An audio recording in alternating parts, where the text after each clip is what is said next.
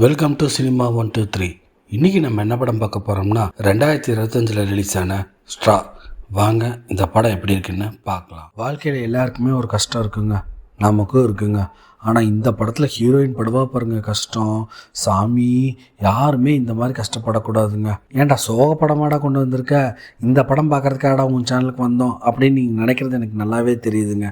இருந்தாலும் எனக்காக ஒரே ஒரு வாட்டி இந்த படத்தை மட்டும் பாருங்கள், அப்போ தெரியுங்க நம்ம படுறதெல்லாம் கஷ்டமே கிடையாது அப்படின்ட்டு. வாங்க இந்த படம் எப்படி இருக்குன்னு நம்ம பார்க்கலாம். படத்தோட ஸ்டார்டிங் சீன்லேயே நிறையா மாத்திரையும் காட்டுறாங்க. யாரா இவ்வளோ மாத்திரை சாப்பிட்றாங்க அப்படின்னு பார்த்தோம்னா நம்ம ஹீரோயினோட பொண்ணு தாங்க. ஆமாங்க, அவளுக்கு பிறந்ததுலேருந்தே வீசிங் ப்ராப்ளம். ஹீரோயினுக்கும் பார்த்திங்கன்னா தூக்கமே வர மாட்டேங்குது.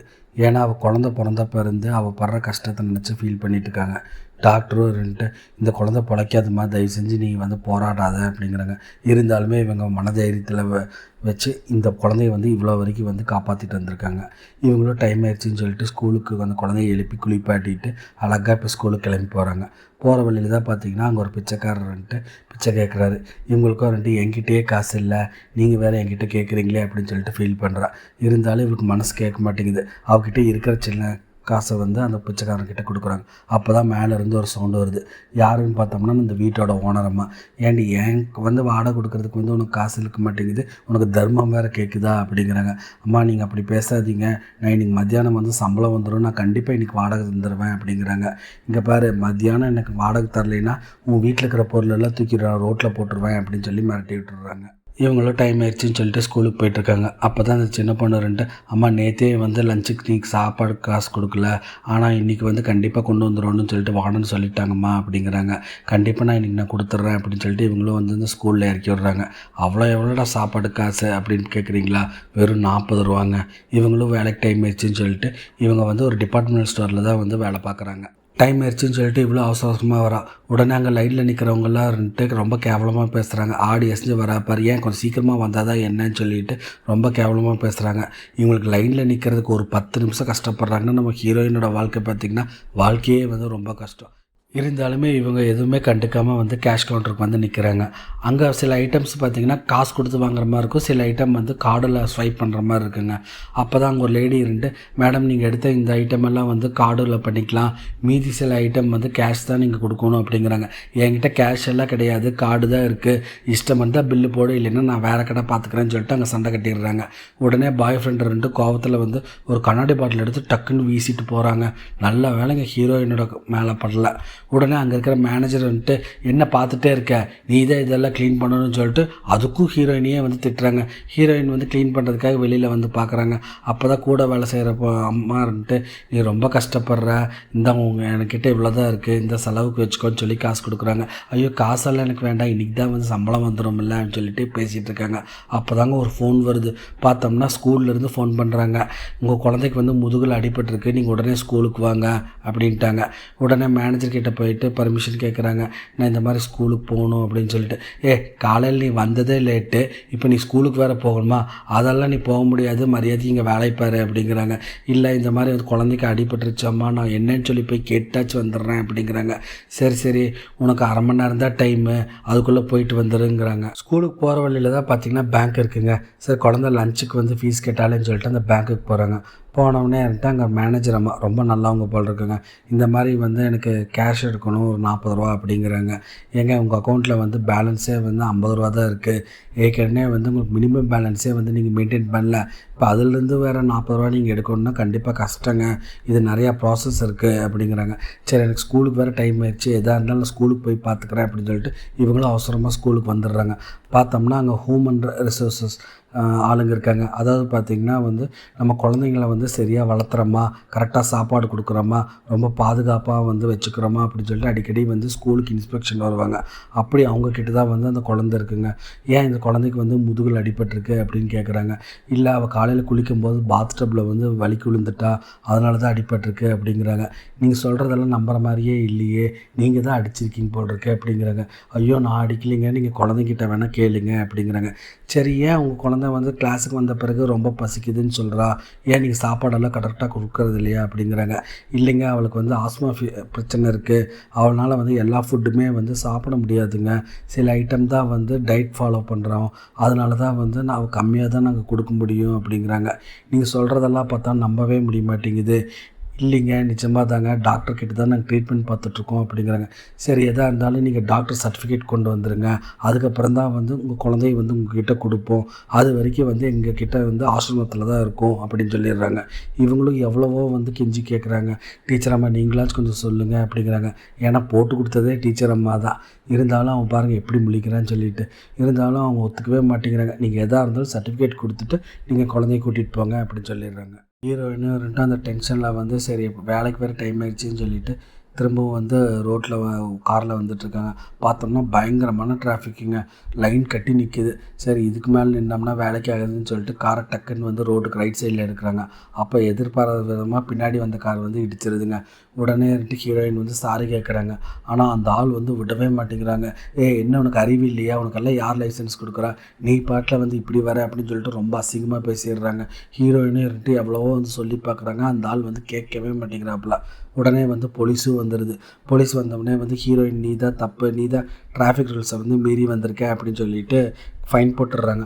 உடனே வந்து பார்த்திங்கன்னா நான் ஒன்றும் பண்ணலைங்க, பின்னாடி வந்தவர் தான் இடித்தார் எவ்வளவோ சொல்லியும் பார்த்திங்கன்னா அந்த போலீஸ் அம்மா கேட்கவே மாட்டேங்கிறாங்க. இந்த ஆள் போலீஸ் போல் இருக்குங்க பாருங்கள், அந்த அம்மா கூட தான் வந்து வராப்புல. உடனே அந்த ஆள் இருந்துட்டு என்ன நீ கம்ப்ளைண்ட் பண்ணிகிட்ருக்க, நான் நினச்சேன்னா வந்து பொய் கேஸ் போட்டு உன்னை உள்ளே தூக்கி வச்சிருவேன், மரியாதையாக நடந்துக்கோ அப்படின்னு சொல்லிட்டு மறுபடியும் கேவலமாக திட்ட ஆரம்பிச்சிடுறாருங்க. ஆனால் இந்த போலீஸ் அம்மா இருந்துட்டு எதாக இருந்தாலும் சரி நீ காரை ஸ்டேஷனுக்கு கொண்டு போயிரு, அங்கே வந்து நீ ஃபைன் கட்டி நீ வாங்கிக்கோ அப்படிங்கிறாங்க. இவங்க எவ்வளவோ சொல்லி பார்க்குறாங்க இந்த கார் எனக்கு ரொம்ப முக்கியம் அப்படின்ட்டு. ஆனால் அவங்க கேட்குற மாதிரியே தெரிலிங்க. இவங்களுக்கு என்ன பண்ணுறதுனே தெரில. மழை வேறு வந்துட்டுருக்கு. டைம் வேறு இப்போச்சேன்னு சொல்லிட்டு இவங்களும் அவசர அவசரமாக வந்து ஸ்டோருக்கு வராங்க. அங்கே வந்தவொடனே மேனேஜர்ன்ட்டு பயங்கரமாக ஏற்றுறாருங்க.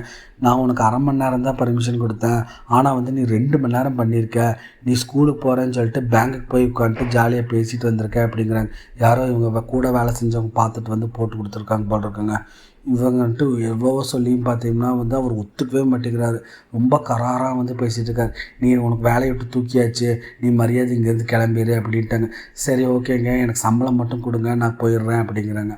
அங்கே சம்பளமெல்லாம் பார்த்தீங்கன்னா செக்கு போல் இருக்குங்க. என்னது சம்பளமா? எதாக இருந்தாலும் 3 நாள் கழித்து தான் வீட்டுக்கு வரும், ஏன்னா உனக்கு கம்பெனி ரூல்ஸ் பற்றி தெரியாதா, இங்கே வேலை செஞ்சுட்டு இருக்கும்போது சம்பளம் வாங்குறது தான் உடனே நாங்கள் கொடுப்போம், உன்னை வேலையை விட்டு தூக்கியாச்சு, அதனால் வந்து 3 நாள் கழித்து உங்கள் வீட்டுக்கு கொரியர் மூலியமாக தான் வந்து செக்கு வரும் அப்படின்னு சொல்லிட்டு ரொம்ப ஸ்ட்ரிக்டாக சொல்லிடுறாருங்க. இவங்களுக்கும் என்ன பண்ணுறதுனே தெரியலைங்க. இவங்களும் அழுதுட்டு அப்படியே புலம்பிட்டு வந்து நேராக வீட்டுக்கு போகிறாங்க. பார்த்தோம்னா இவங்க வீட்டு சாமானமெல்லாம் வந்து ரோட்டில் போட்டுட்ருக்காங்க. அதுவும் பார்த்திங்கன்னா மழையில் நனைஞ்சிட்ருக்கு. ஓனர் அம்மா தான் வந்து இன்னும் வாடகை வரலன்னு சொல்லிட்டு போட்டுருக்காங்க. இவங்க நினச்சி ரொம்ப ஃபீல் பண்ணி கத்துறாங்க. இவங்கனாலேயே முடியல, அவ்வளோ கஷ்டங்க பார்த்திங்கன்னா. உடனே வந்துட்டு அங்கே இருக்கிற முக்கியமான குழந்தைங்களோட மருந்து, அப்போ குழந்தை ஒரு ஸ்கூல் ப்ராஜெக்ட் பண்ணியிருக்கும் போல் இருக்குங்க. பாருங்கள் லைட்டெல்லாம் எரிஞ்சிட்ருக்கு. அதையும் எல்லாம் எடுத்து பத்திரமா வச்சுட்டு வேறு வழி இல்லை, கம்பெனிக்கிட்டே போயிட்டு நம்ம சம்பளம் வாங்கிடலாம் அப்படின்னு சொல்லிட்டு நேராக மறுபடியும் வந்து கம்பெனிக்கு வராங்க. அப்போ தான் அங்கே வந்து திருட்டு சம்பவம் நடக்குதுங்க. 2 பேர் வந்திருக்காங்க. துப்பாக்கி முனையில் மேனேஜரை ஏம் பண்ணிவிட்டு காசெல்லாம் எடுன்னு சொல்லிட்டு மிரட்டிகிட்டு இருக்காங்க. அப்போ உடனே வந்து ஹீரோயின் போயிடுறாங்க. அங்கே போனவுடனே ஹீரோயினோட பேட்ஜெலாம் இருக்குது பேர், அதை பார்த்துட்டு நீ உன் பேக் கொடு, நான் இந்த காசெல்லாம் எடுத்துகிட்டு போகணுங்கிறாங்க.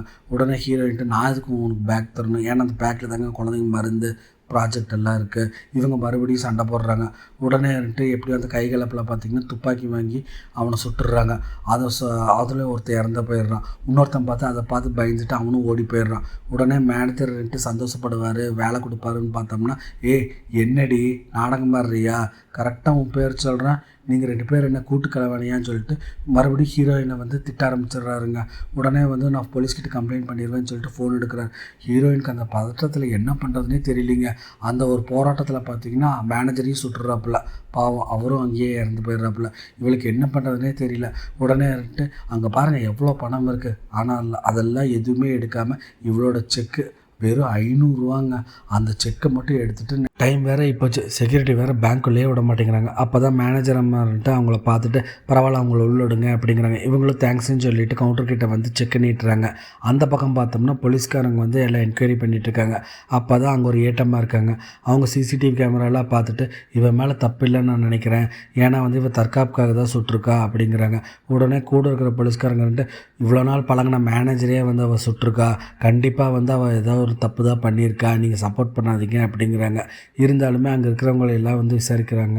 அப்போ தான் அங்கே ஒரு கூட வேலை செய்கிற ஒரு பொண்ணு இருந்துட்டு அவள் ரொம்ப நல்லவங்க மேடம், ஏன்னா வந்து அவள் ஒரு நாளைக்கு வந்து 2 ஷிஃப்ட்டு ஒர்க் பண்ணுறா, அவள் ரொம்ப கஷ்டப்படுறா, அவள் கஷ்டப்பட்டு அந்த குழந்தைய வந்து அவள் தான் வளர்த்திட்டு இருக்கா அப்படிங்கிறாங்க.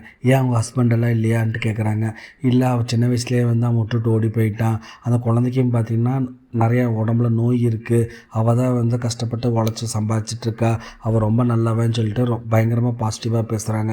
அப்போவே வந்து போலீஸ்காரிக்கு தெரிஞ்சிருச்சு, ஓ இது வேறு ஏதோ ஒன்று உள்குத்து இருக்குது அப்படின்னு சொல்லிட்டு இந்த பக்கம் பேங்க்கில் கட்டுறாங்க. இவ்வளோ வந்துட்டு செக்கை கொடுக்குறான். உடனே அங்கே இருக்கிற கேஷியர் வந்துட்டு கண்டிப்பாக வந்து ஐடி கார்டு வேணுங்க அப்படிங்கிறாங்க. ஐடி கார்டெல்லாம் என்கிட்ட இல்லைங்க, மழையில் நனைஞ்சு எங்கே விழுந்துச்சின்னு எனக்கு தெரியல அப்படிங்கிறாங்க.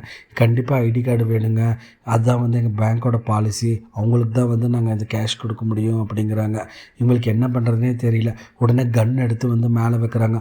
பேங்க்கே வந்து பதறிட்டாங்க. அந்த அம்மா இருந்துட்டு செக்யூரிட்டி அலாரம் வந்து ப்ரெஸ் பண்ணி விட்டுறாங்க. உடனே வந்து மேனேஜருக்கு வந்து இன்ஃபர்மேஷன் வந்துடுது. மேனேஜர் வந்துட்டு ஃபோன் மூலிமா வந்து போலீஸுக்கு தகவல் கொடுத்துருக்காங்க. இந்த மாதிரி வந்து ஒரு கன்னோட வந்து கொள்ளையடிக்கிறதுக்கு முயற்சி நடக்குது. அதுவும் பார்த்திங்கன்னா கூட ஒரு பேக்கை பார்க்குறாங்க. பார்த்தா அந்த பேங்கில் வந்து பொழிச்சு லைட் எரியுது. அந்த ஸ்கூல் ப்ராஜெக்ட்டு இவங்க அது பாம்புன்னு நினச்சிட்டு பாம்பும் வச்சுருக்காங்க அப்படிங்கிறாங்க. கவலைப்படாதீங்க, நீங்கள் எப்படியோ கொஞ்சம் மேனேஜ் பண்ணுங்கள், நாங்கள் இன்னொரு 10 நிமிஷத்தில் நாங்கள் வந்துடுவோம் அப்படின்னு சொல்லிடுறாங்க. ஏட்டம்மா வந்து அவளோட வீட்டுக்கே வந்துடுறாங்க. வந்து பார்த்தோம்னா ரோட்டில் பூரா வந்து அவங்க வீட்டு சாமானம் தான் கிடைக்குது. அப்போ தான் பிச்சைக்காரன்ட்டு அவங்க ரொம்ப நல்லவங்க மேடம், அவங்க மேலே தப்பு இருக்காது அப்படின்னு சொல்கிறாங்க. உடனே ஹவுஸ் ஓனர்ன்ட்டு என்ன நீ உனக்கு பிச்சை போட்டாங்கன்னா நீ சப்போர்ட் பண்ணுவியா? ஆமாம் மேடம், நான் தான் வந்து தூக்கி வெளியில் வீசினேன், அவன் 3 மாதமாக வாடகையே கொடுக்கல தெரியுமா அப்படின்னு சொல்லிட்டு பயங்கரமாக எகிரி திமிராக பேசுது. மேனேஜர்ன்ட்டு மெல்லமாக செக்யூரிட்டி கிட்ட வந்துட்டு லைனில் நிற்கிறவங்களெல்லாம் தயவு செஞ்சு பேங்க்லேருந்து வெளியில் அனுப்பிச்சிரு சத்தம் போடாமல் அப்படிங்கிறாங்க. உடனே வந்துட்டு போலீஸ்காரங்களும் வந்துட்டு அந்த செக்யூரிட்டி கிட்ட வந்து பேசுகிறாங்க. இவங்களும் வந்து லைனில் நிற்கிறவங்களெல்லாம் நீங்கள் கொஞ்சம் வெளியில் போங்கங்கிறாங்க. ஆனால் நிற்கிறவங்க வந்து யாருமே வந்து எதுவுமே புரிஞ்சுக்காமல் ஏங்க காலையிலேருந்து நாங்கள் நின்றுக்கிறோம், எங்களால் எல்லாம் வெளியில் போக முடியாதுன்னு சொல்லிட்டு அவங்க அங்கே சண்டைக்கு வராங்க.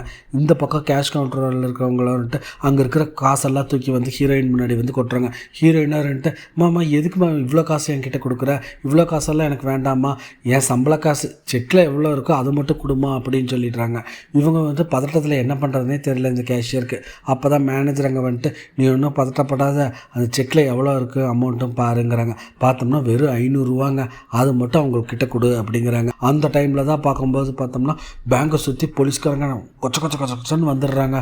அங்கே ஒரு ஆச்சரியமான விஷயம் என்னடான்னா, இவன் காலையில் வந்து பொய் கேஸ் போட்டுருவேன்னு சொல்லி மிரட்டினா பார்த்தீங்களா, அவனும் வந்து கன்னோட வந்து நிற்கிறாங்க. காரை வந்து பிடுங்கினாங்க இல்லைங்களா, அந்த அம்மாவும் வந்து நிற்குது. அப்போ தான் வந்து நம்ம ஏட்டம்மாவுக்கு வந்து தகவல் கொடுத்து அவங்களும் வந்துடுறாங்க. அப்போ தான் அங்கே சீனியர் போலீஸ்காரர் வந்துட்டு என்ன இங்கே ப்ராப்ளம்னு சொல்லி விசாரிக்கிறாங்க. உடனே ஏட்டம்மா இருந்துட்டு காலையிலேருந்து நடந்ததெல்லாம் பார்த்துட்டு அவள் ரொம்ப நல்லவ, இது வேறு ஏதோ ஒரு அண்டர்ஸ்டாண்டிங்கில் வந்து இங்கே நடந்திருக்கு அப்படிங்கிறாங்க. உடனே கூட இருக்கிற போலீஸ்காரர் வந்துட்டு அதெல்லாம் ஒன்றும் நம்பாதீங்க, இது வேறு விஷயம், அவளை பார்த்தாலே வந்து காலையிலேயே ஒரு 2 கொலை பண்ணியிருக்கா அப்படின்னு சொல்லிட்டு அவன் ஒரு பக்கம் சொல்கிறான். இந்த ஏட்டம்மாவும் இருந்துட்டு நீ தெரியாதனமாக பேசாத, ஒரு பொண்ணுக்கு தான் வந்து இன்னொரு பொண்ணை பற்றி தெரியும், நீ தேவையில்லாமல் என் கேஸ்க்குள்ளே வராத அப்படின்னு சொல்லிட்டு மிரட்டி விட்டுறாங்க. அங்கே ஒருத்தர் ஹீரோயிசம் காட்டுறேன்னு சொல்லிட்டு அந்த துப்பாக்கி போடுங்க பார்க்குறாங்க. அந்த போராட்டத்தில் பார்த்திங்கன்னா துப்பாக்கி வந்து வெடிச்சிருது. உடனே அவங்க 2 பேர் பயந்து அடிச்சுட்டு செக்யூரிட்டியும் அந்த ஹீரோயிசம் பண்ணுறவனும் வந்து ஓடி வராங்க. உடனே போலீஸ்காரங்கிட்டு என்னாச்சு, துப்பாக்கி சத்தம் கேட்டுச்சா, யாருக்காச்சும் அடிபட்டுச்சா அப்படிங்கிறாங்க. இல்லை நாங்கள் தான் வந்து துப்பாக்கி போடுங்கிறதுக்காக போராடணும், ஆனால் வந்து துப்பாக்கி வந்து சீலிங் பார்த்து தான் வெடிச்சுது, யாருக்கும் எந்த ப்ராப்ளம் இல்லை அப்படின்னு சொல்லிடுறாங்க. பேங்கை சுற்றி ப்ரெஸ் பீப்புள்ஸ் எல்லாம் வந்துடுறாங்க. வந்த உடனே வந்துட்டு இவளை வந்து தீவிரவாதியாக வந்து பில்டப் பண்ணி பேசிகிட்டு இருக்காங்க. அப்போ தான் ஏட்டம்மா மேனேஜர் அம்மாவுக்கு ஃபோன் பண்ணுறாங்க, ஹீரோயின் இருந்தால் கொஞ்சம் கொடுங்க அப்படின்ட்டு. இவ்வளோ வந்து ஃபோனை வாங்கிட்டு நான் வந்து ஒன்றுமே பண்ணலைங்க, நான் என் சம்பள செக் வாங்குறதுக்காக தான் வந்தேன், ஆனால் இவங்க தான் வந்து நிறைய காசு வந்து டேபிள் மேலே வச்சுட்டு எனக்கு திருடி மாதிரி ஃபீல் பண்ண வைக்கிறாங்க அப்படிங்கிறாங்க. புரியுதுமா, நீ ரொம்ப பதட்டப்படாத, நான் காலையில் சூப்பர் மார்க்கெட் போய் எல்லாமே விசாரித்தேன், உன் மேலே தப்பு இல்லைன்னு நான் நினைக்கிறேன், நான் சொல்கிறபடி நீ கேளுமா அப்படிங்கிறாங்க. அப்போ தான் டிவியை பார்க்குறாங்க. பார்த்தோம்னா காலையில் இவ்வளோ மிரட்டினா போலீஸை வந்து க்ளோஸ்அப் வந்து காமிச்சிட்ருக்காங்க. உடனே இவர்கிட்ட நான் இந்த பேங்க் விட்டு வெளியில் போக மாட்டேன், அவனை பிடிக்கிற வரைக்கும் அப்படின்னு சொல்லிட்டு துப்பாக்கி வச்சு மறுபடியும் மிரட்டிட்டு இருக்காங்க. அப்போ தான் வந்து அங்கே பேங்க் ஸ்டாஃப் இன்னொருத்தவங்க இருந்துட்டு இவங்க பேசுகிறதெல்லாம் வந்து லைவாக வந்து ஃபோனில் வந்து ரெக்கார்ட் பண்ணி லைவ் டெலிகாஸ்ட் பண்ணிடுறாங்க. இப்போ அங்கே இருக்கிற வயசான ஒரு அம்மா இருந்துட்டு என்னால் ரொம்ப நேரம் நிற்க முடியாதுமா, நான் கொஞ்சம் உட்காந்துட்டுமா அப்படிங்கிறாங்க. இவ்வளோ வந்து சேர் போட்டு நீங்கள் உட்காருங்க அப்படிங்கிறாங்க. அந்த பக்கம் ஒரு 2 வயசான ஜோடி. அதில் பார்த்திங்கன்னா அவர் மிலிட்ரியில் வேலை செஞ்சு ரிட்டையர் ஆனவர். அவர் வந்து பயங்கரமாக டென்ஷனாக ஆரம்பிச்சிடுறாரு. உன்ன மாதிரி ஒரு பொம்பளை இருக்கிறதுனால தான் இந்த நாடு வந்து ரொம்ப நாசமாக போயிட்டுருக்கு, நீ என்ன வேணாலும் சுட்டுக்கோ, நான் பார்த்துக்கிறேன் அப்படின்னு சொல்லிட்டு அவங்க பாட்டில் அசால்ட்டாக வந்து வெளியில் நடந்து வர்றாங்க. ஆனால் ஹீரோயின் வந்து அவங்கள ஒன்றுமே பண்ணல, இவங்களும் வெளியில் வந்துடுறாங்க. இந்த பக்கம் பார்த்தோம்னா மறுபடியும் பீப் சவுண்டு கேட்குது. என்னடா அப்படின்னு பார்த்தோம்னா அந்த ஸ்கூல் ப்ராஜெக்ட் இவன் எடுத்து அதை ஆஃப் பண்ணிவிட்டு இந்த பக்கம் போலீஸ்காரங்க வந்து லைவில் பார்த்துட்டே தான் இருக்காங்க. ஓ, அது பாம்பு போல் இருக்குது, நம்ம கொஞ்சம் சேஃப்டியாக தான் வந்து ரியாக்ட் பண்ணணும் அப்படிங்கிறாங்க. இவ்வளோன்ட்டு ரொம்ப நேரம் நம்ம நிற்கிறோமே அப்படின்னு சொல்லிட்டு இவளே வந்து சேரெல்லாம் போட்டு எல்லோரும் உட்காந்துட்ருக்காங்க. அப்போ தான் அந்த போலீஸ்காரங்க இருந்துட்டு இது எனக்கு நீங்கள் ஊன்னு சொல்லுங்கள், நாங்கள் வந்து கவுண்டர் ஆக்ஷன் எடுத்துடுறோம் அப்படிங்கிறாங்க. உடனே ஏட்டமாக இருந்துட்டு அப்படியெல்லாம் ஒன்றும் பண்ணிட வேண்டாம், அவளை பார்த்தா ரொம்ப இன்னசென்ட்டாக தான் தெரியுது, நீயே சொல்ல, ஒரு இவ்வளோ பயணிக்கதைகளெல்லாம் இருந்தாங்கல்ல, யாராச்சும் அவள் ஏதாச்சும் தாக்குனாங்களா, ஒன்றுமே கிடையாது, சேர் போட்டு உட்கார வச்சுருக்கா, இதுலேருந்தே தெரியுது அவள் வேறு ஏதோ ஒரு ரீசனுக்காக தான் வந்திருக்கான்ட்டு, நம்ம நினைக்கிற மாதிரி வந்து அவள் தீவிரவாதி கிடையாதுங்கிறாங்க. லைவில் வந்து பார்த்திங்கன்னா உலகமே வந்து பார்த்துட்ருக்கு. நியூஸில் பார்த்திங்கன்னா பயங்கரமாக பில்டப் கொடுத்துட்ருக்காங்க. அந்த பேக்குள்ளே இருக்கிறது பாம்பு, இது எப்போ வேணாலும் வெடிக்கும் அப்படின்னு சொல்லிட்டு அவளை வந்து ஒரு தீவிரவாதியாகவே வந்து சித்தரிக்கிறாங்க. இப்போ தான் ஹீரோயின் வந்து பேசவே ஆரம்பிச்சிருக்காங்க. காலையிலேருந்து என் மாதிரி வந்து யாராச்சும் கஷ்டப்பட்டுருக்கீங்களா, நான் எவ்வளோ கஷ்டப்பட்டேன்னு தெரியுமா, காலையில் எந்திரிச்சவனே வந்து என் ஓனரமாக இருந்துட்டு சட்டி சாமானை தூக்கி நான் வெளியில் போட்டுருவேன்னு சொல்லி மிரட்டுறாங்க. அங்கேருந்து நான் வேலைக்கு போனோம்னா அங்கே யாருக்குமே இறக்க குணம் இல்லை, அவங்க எல்லாமே வந்து என்னை கேவலமாக பேசிட்டாங்க. திடீர்னு பார்த்தோம்னா ஸ்கூல்லேருந்து என் குழந்தைய வந்து என்கிட்ட இருந்து பிரிச்சுட்டாங்க, என்னடா பண்ணுறது அப்படின்னு சொல்லிட்டு வரும்போது ஒரு போலீஸ்காரன் தேவையில்லாமல் வந்து என் மேலே பொய் கேஸ் போடுவேன் அப்படின்னா இன்னொரு போலீஸ்காரி இருந்துட்டு என் காரை பிடுங்கிட்டா, என்னடா பண்ணுறது அப்படின்னு சொல்லிட்டு வேலைக்கு போனோம்னா அங்கே இருக்கிற மேனேஜர் ஒரு திருட்டுத்தனம் பண்ணிகிட்டு இருந்தாங்க. அங்கேருந்து அவரை நான் ஆக்சுவலாக வந்து காப்பாற்றினேன், ஆனால் வந்து திருட்டு பழியை வந்து எம்எல்ஏ போட்டார், வேறு என்ன பண்ணுறது, பதட்டத்தில் நான் சுட்டுட்டேன். இங்கே பேங்க்கில் நான் என் சம்பள காசு எடுக்கிறதுக்காக தான் வந்தேன், ஆனால் வந்து இவங்கெல்லாம் வந்து சேர்ந்து என்னை தீவிரவாதின்னு சொல்லிட்டு பேச ஆரம்பிச்சிட்டாங்க, இப்போ சொல்லுங்கள் நான் என்ன பண்ணுறது அப்படின்னு சொல்லிட்டு இவன் ரொம்ப அழுக ஆரம்பிச்சிடுறாங்க. உடனே பார்த்துட்டு இருந்த லைவில் பார்த்துட்டு இருந்த மக்கள் எல்லாம் பார்த்துட்டு இவன் மேலே தப்பு இல்லை, இவன் மேலே தப்பே இல்லை அப்படின்னு சொல்லிட்டு பயங்கரமாக அவங்களும் வந்து ஃபீல் பண்ண ஆரம்பிச்சிடுறாங்க. இவன் இந்த பக்கம் பேசிகிட்டு இருக்க பேங்க்லேயும் வந்து அந்த சம்பள காசு வந்து கையில் கொடுக்குறாங்க. உடனே இவன் வந்து சம்பள காசு வாங்கிட்டு அதுலேருந்து 40 ரூபா எடுத்து அந்த மேனேஜர் கையில் கொடுத்துட்டு, உங்கள் பார்த்தா ரொம்ப நல்லவங்களா தெரியுது, என்னை வந்து வெளியில் உயிரோடு போவேனான்னு எனக்கு தெரியல, அப்படியே உயிரோடு போனாலும் போலீஸ்காரங்க என்னை கண்டிப்பாக பிடிச்சிட்டு போயிடுவாங்க, நீங்கள் எனக்காக ஒரு சின்ன ஹெல்ப் பண்ணுங்கள், நீங்கள் போகிற வழியில் தான் என் பொண்ணு படிக்கிற ஸ்கூல் இருக்குது, அவளுக்காக இந்த லஞ்ச் ஃபீஸ் மட்டும் கட்டிடுங்க அப்படின்னு சொல்லிட்டு பயங்கரமாக ஃபீல் பண்ணுறான். இந்த பக்கம் ஏட்டம்மாவுக்கு வந்து பேசவே முடியல, அப்படி ஒரு தொண்டை அடிக்குது. இதை பார்த்துட்டு இருக்க உலக மக்கள் எல்லாருமே வந்து ரொம்ப ஃபீல் பண்ணுறாங்க, இவன் மேலே தப்பே கிடையாது, இவன் பண்ணது தான் கரெக்டு, இப்படி எல்லாம் பண்ணோம்னா யாராக இருந்தாலும் இந்த நிலைமைக்கு தானே வருவாங்கன்னு சொல்லிட்டு இவளுக்கு சப்போர்ட்டாக வந்து குரல் கொடுக்க ஆரம்பிக்கிறாங்க. அப்போ தான் சிசிடிவி கேமராலாம் பார்க்குறா, இந்த ஒயரெல்லாம் வந்து பிடுங்கணும், கண்ட்ரோல் ரூம் எங்கே இருக்குது அப்படின்னு சொல்லிட்டு இவளும் மேனேஜரும் அந்த கண்ட்ரோல் ரூமுக்கு போயிட்டு ஒயரெல்லாம் பிடுங்கிட்டு இருக்காங்க. இந்த பக்கம் கேஷியராக இருந்துட்டு இங்கேருந்து தப்பிச்சிடணும்னு சொல்லிட்டு உடனே டோர் கிட்ட போகிறா, பார்த்தா டோர் எல்லாம் பூட்டி இருக்குது. இவங்களும் வந்துடுறாங்க, அங்கே என்ன பண்ணுறேன் அப்படிங்கிறேன், இல்லை நான் பாத்ரூம் போகணுன்னு நினச்சேன் அப்படிங்கிறான். சரி ரொம்ப நேரம் ஆயிடுச்சு, எல்லாருமே வந்து ஒருத்தராக போய் பாத்ரூம் போங்க அப்படிங்கிறாங்க. இவளுக்கு ஏசினால வந்து ரொம்ப குளிர் அடிக்க ஆரம்பிச்சிருது. உடனே மேனேஜர்ன்ட்டு சரி வா என் ரூமுக்கு வா, அங்கே ஒரு கோட் இருக்குது நான் தரேன் அப்படின்னு சொல்லிட்டு அங்கே போகிறாங்க. நான் காலையிலேருந்து பார்த்ததுலேயே நீங்கள் தான் வந்து ரொம்ப நல்லவங்களா இருக்கீங்க, உங்களை பற்றி சொல்லுங்கள் அப்படிங்கிறாங்க. என்னை பற்றி சொல்கிறதுக்கு ஒன்றும் பெருசாக இல்லை, எனக்கு 2 பொண்ணுங்க, ஒரு அன்பான புருஷன் ஒருத்தர் இருக்கார், நாங்கள் சொந்த வீட்டில் வந்து இருக்கிறோம் அப்படின்னு சொல்லிட்டு அங்கே இருக்கிற ஃபோட்டோ எடுத்து காமிக்கலாம். அவள் அதை பார்த்துட்டு நாங்கள் இந்த மாதிரி வந்து ஒரு லைஃப் தான் வந்து எதிர்பார்த்தேன், இவ்வளோ பெரிய வீடு இல்லாட்டியும் பரவாயில்ல, எங்களுக்குன்னு சொல்லிட்டு ஒரு சின்னதாக ஒரு வீடு இருந்தால் மட்டும் போதும்னு தான் நான் நினச்சேன், ஆனால் எதுவுமே வந்து நடக்கவே இல்லை. நான் ஒன்றே ஒன்று சொல்கிறேன் பாருங்கள், புருஷன் ஒழுக்கமாகவும் சரியானவனாக இருந்தால் மட்டும் இந்த குழந்தை பெற்றுக்கணும். ஆனால் என்ன மாதிரி தான் வந்து இந்த உலகத்தில் இருக்கிற பல பெண்கள் வந்து ஏமாந்து குழந்தைய பெற்றுக்கிறாங்க, கடைசியில் அவனுங்கெல்லாம் வந்து நம்ம தலையில் கட்டி விட்டுட்டு அவனுங்க போயிடுச்சுன்னு சொல்லிட்டு போயிடுறாங்க. ஆனால் வந்து நம்ம தான் இங்கே கஷ்டப்படுறோம், இந்த மாதிரி கஷ்டம் வந்து இனி வருங்காலத்தில் வந்து பெண்கள் வந்து படவே கூடாதுன்னு சொல்லிட்டு ஒரு அருமையான ஒரு அட்வைஸ் கொடுக்குறாப்பிள்ளைங்க. அப்போ தான் பேங்க் வாசலில் வந்து 4 கருப்பு கார் வந்து நிற்கிதுங்க. யார்ரா அப்படின்னு சொல்லி பார்த்தோம்னா FBI. உடனே வந்து அங்கே சலசலப்பு ஏற்படுதுங்க. என்னடா சலசலப்பு சத்தம் கேட்குதுன்னு சொல்லிட்டு இவங்களும் மேனேஜரை போய் பார்க்க சொல்கிறாங்க. பார்த்தோம்னா வெளியில் இருக்கிற மக்கள் எல்லாருமே வந்து ஒரு போர்டை பிடிச்சிட்டு போராட்டம் பண்ண ஆரம்பிச்சிடுறாங்க. அவளை விடுதலை பண்ணுங்க, அவன் மேலே தப்பே கிடையாதுன்னு சொல்லிட்டு ஆதரவாக வந்து பேசிகிட்டு இருக்காங்க. இது கொஞ்சம் ஆதரவாக இருக்குது நம்ம ஹீரோயினுக்கு. இந்த பக்கம் FBI இருந்துட்டு நீங்கள் காலையில் வரைக்கும் பண்ணது வரைக்கும் போதும், நீங்களாம் கிளம்புங்க, இதுக்கு மேலே வந்து நாங்கள் கண்ட்ரோல் எடுத்துக்கிறோம் அப்படிங்கிறாங்க. அங்கே இருக்கிற போலீஸ்காரங்களாம் இருந்துட்டு நம்ம ஏட்டம்மா தான் வந்து அவகிட்ட நெகோஷியேட் பண்ணிகிட்ருக்காங்க, அவங்க ரொம்ப நல்லா பண்ணிகிட்ருக்காங்க, அவங்கள மட்டுமாச்சும் நீங்கள் கூட வச்சுக்கோங்க அப்படிங்கிறாங்க.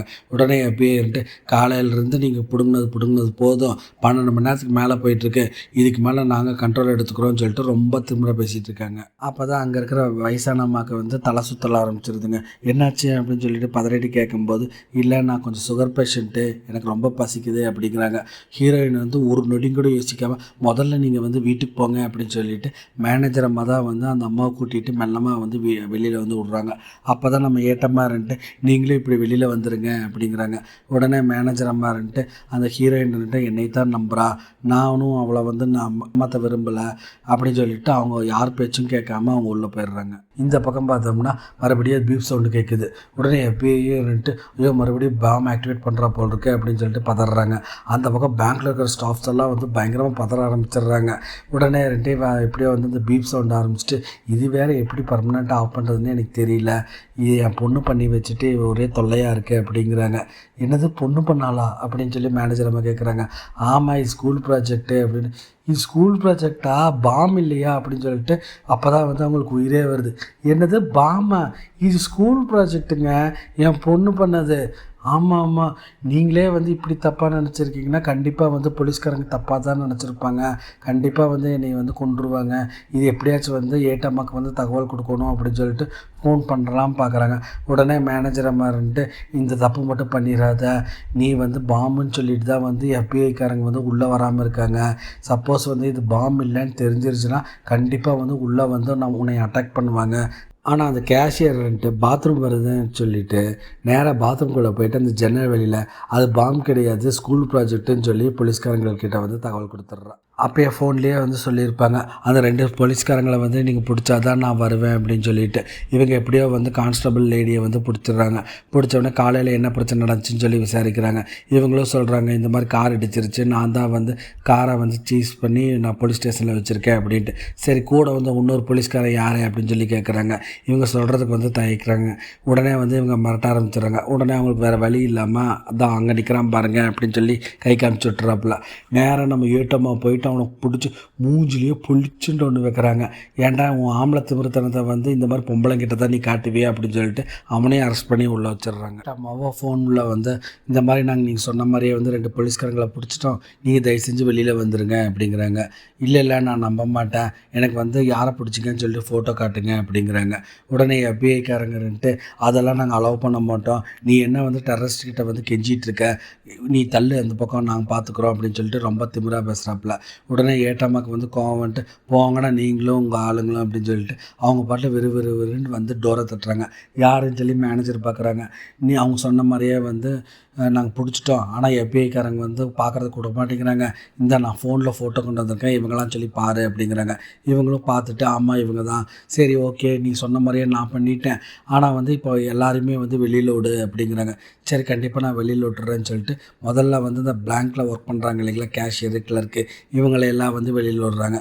அப்போ மேனேஜர் நீங்களும் போங்க அப்படின்னு சொல்லும்போது மேனேஜர்ன்ட்டு நான் போகலம்மா, நான் வெளியில் போயிட்டேன்னா இங்கே யாருமே இருக்க மாட்டாங்க, கண்டிப்பாக வந்து போலீஸ்காரங்க வந்து உன்னை கொன்றுவாங்க, என்னென்னே விசாரிக்க மாட்டாங்க, அதனால் வந்து நான் உன் கூட இருக்கிறது தான் வந்து உனக்கு சேஃப்டி அப்படின்னு சொல்லிடுறாங்க. சரி நம்ம போகலாமா அப்படின்னு கேட்குறாங்க. ஒரே ஒரு நிமிஷம் அப்படின்னு சொல்லிட்டு இவங்க ஃபோன் எடுத்து அவங்க அம்மாவுக்கு ஃபோன் பண்ணுறாங்க.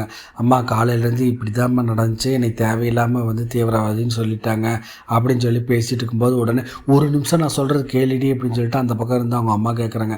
ஏம்மா என்னம்மா ஆச்சு அப்படின்னா, குழந்தை செத்து போச்சுடி அப்படிங்கிறாங்க. இவங்களுக்கு அப்படியே வந்து நெஞ்சு நின்றுச்சுங்க, அழுகவும் முடியல, வேறு எதுவும் பேசவும் முடியல.